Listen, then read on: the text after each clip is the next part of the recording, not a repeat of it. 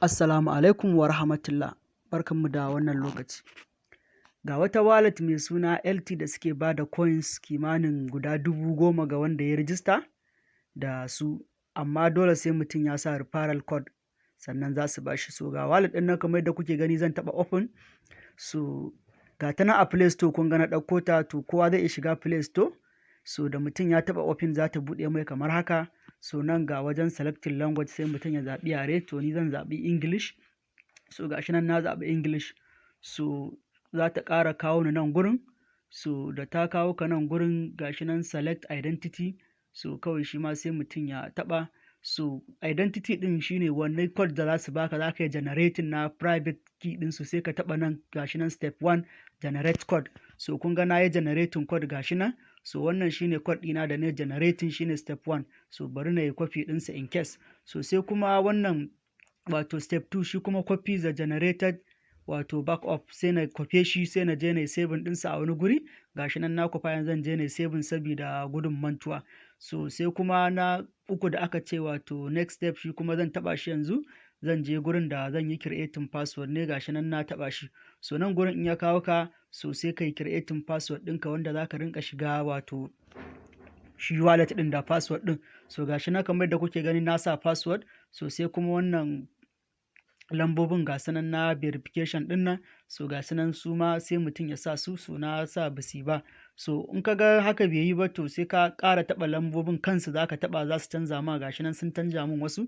So bari na sa sababbin da suka bani, gashi nan 6974.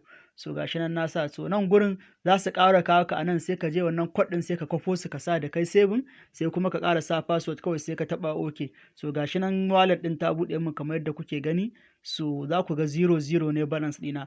So dole sai mutum ya sa referral code, ya shiga wajen inviting ya sa referral code ɗin wanda ya bashi link ɗin, wanda ya bashi, sannan za su bashi wannan bonus da suke bayarwa. So sai mutum ya taɓa nan gurin.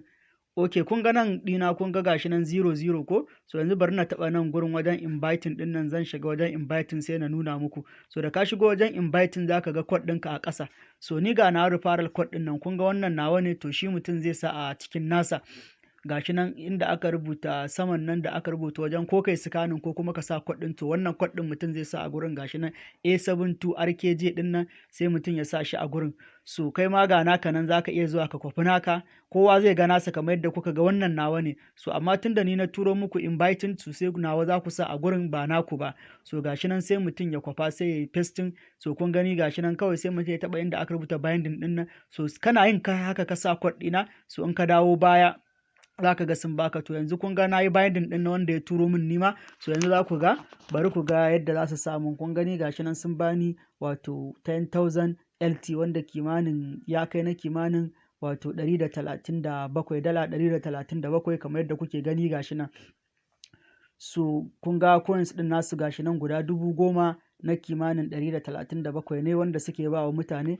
Amma dole sai mutum ya sa wannan invitation code ɗin nan kamar yadda kuke gani. So in mutum ya shiga ya rijista sai ya sa invitation code ɗina, shi ma sai ya kufi nasa invitation code ɗin sai ya je ya tura wa mutane kamar yadda kuke gani.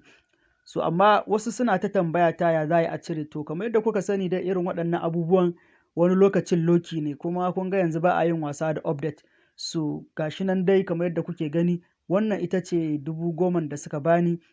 So amma ni kaina ban san yanzu ya za a cire ta ba. To amma kamar yadda na gaya muku abin loki ne.